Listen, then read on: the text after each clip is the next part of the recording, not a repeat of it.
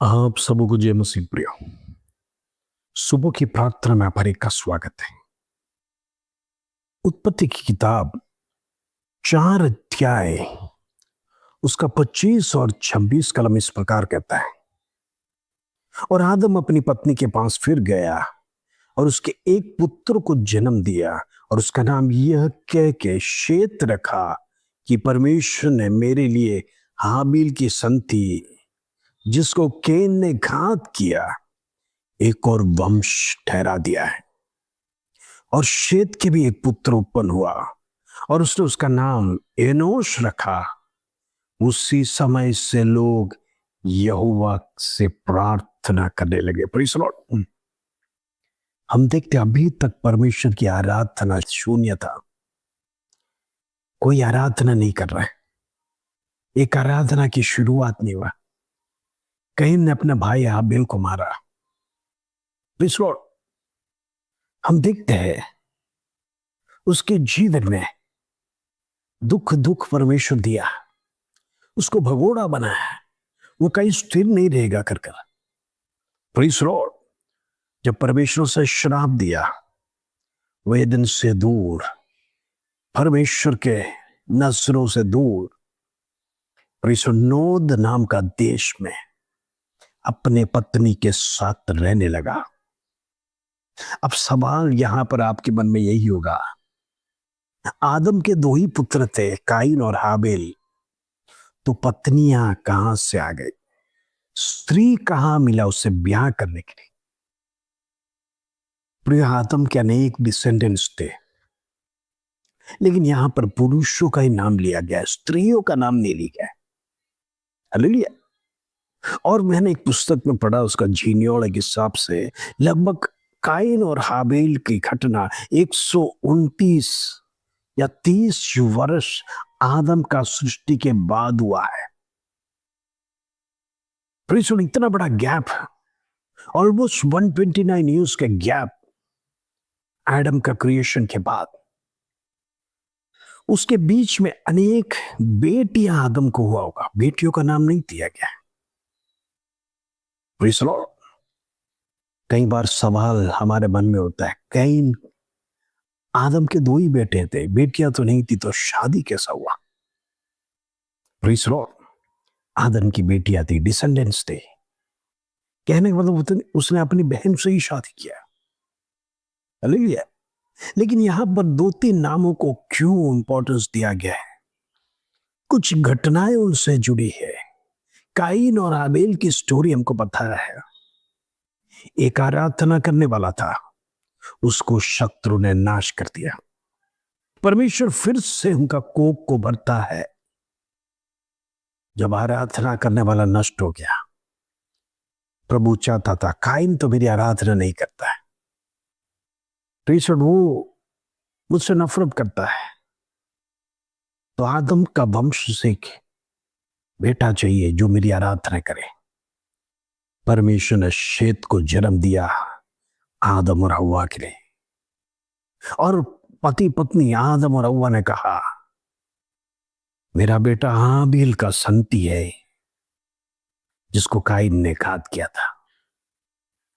उसकी जगह पर परमेश्वर उसे दिया है, उसी का नाम शेत रखा। उतना ही नहीं, शेत के भी पुत्र उत्पन्न हुए, उसका नाम एनोश रखा।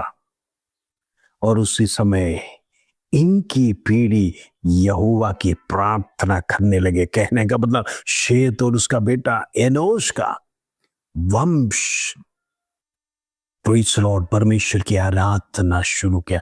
कहने का मतलब पहला वर्शिप इधर शुरू हो गया। उनके बच्चे, उनका पीढ़ी, सब लोग मिलकर एक नई स्थापना किया। आओ हम एक साथ मिलकर आराधना करें। आराधना उसी को कहते प्रिय। आज कई लोग बोलते हैं, क्या परमेश्वर हम घर पर प्रार्थना करेगा तो नहीं सुनेगा? प्रभु तो हर जगह प्रार्थना सुनेगा। Praise the Lord.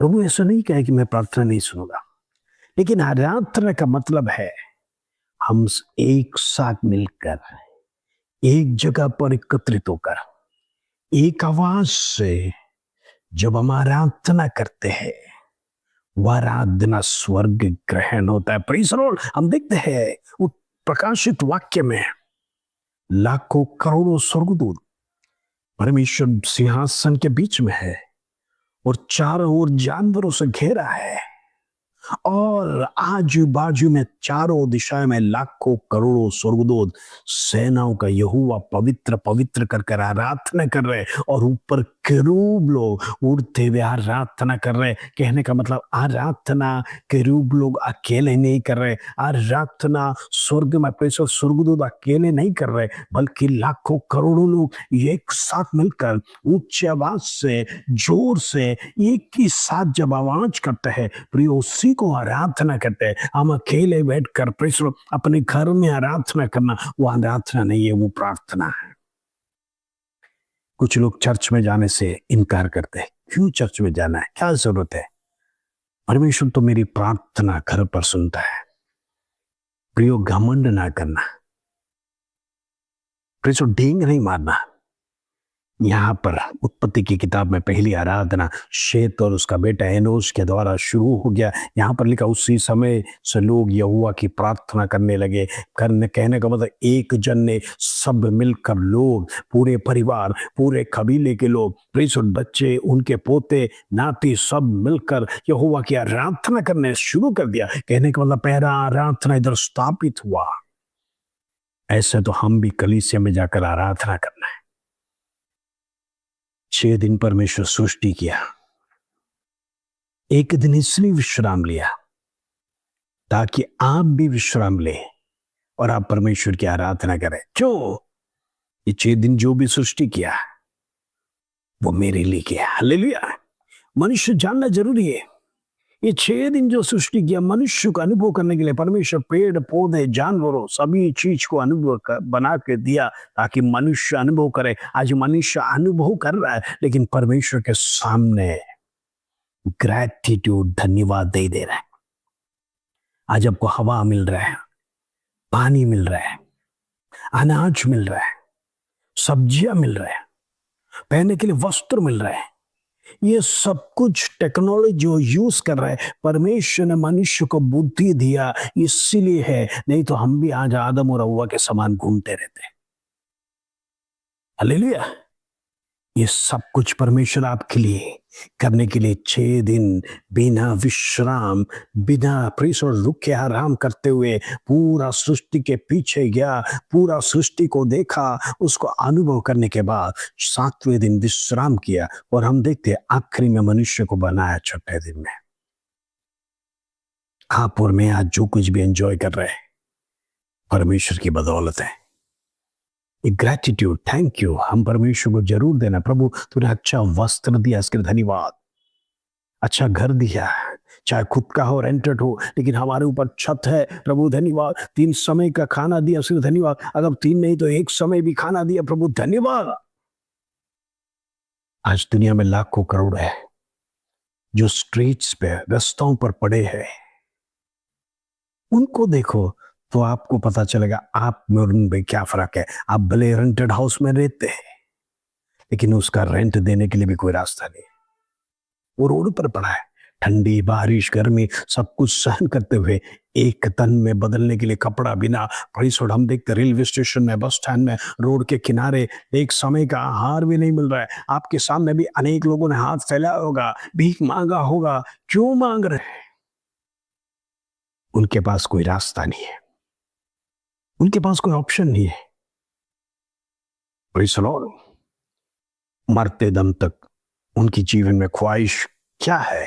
एक वक्त का खाना। Praise the Lord. एक वक्त का खाना उनका ख्वाहिश है। मरते दम तक यदि मुझे मिलेगा तो मैं सौभाग्यशाली है। प्रिय उससे बढ़कर कितना आप है, कितना आप है। प्रभु ने कितना ब्लेस किया। क्यों ना हम परमेश्वर को धन्यवाद देंगे। 7वें दिन विश्राम का दिन है, आराधना का दिन है। यदि परमेश्वर ने इतना तो दिया है, पहनने के लिए कपड़ा, भोजन और एक रेंटेड घर भी दिया, तो याद रखना बहुत बड़ा है। प्रभु के लिए आराधना चढ़ाइए, प्रियो, ये रेंटेड खुद का सब कुछ जाने वाला है। हमको स्वर्ग में परमेश्वर बेस्ट घर देने जा रहा है।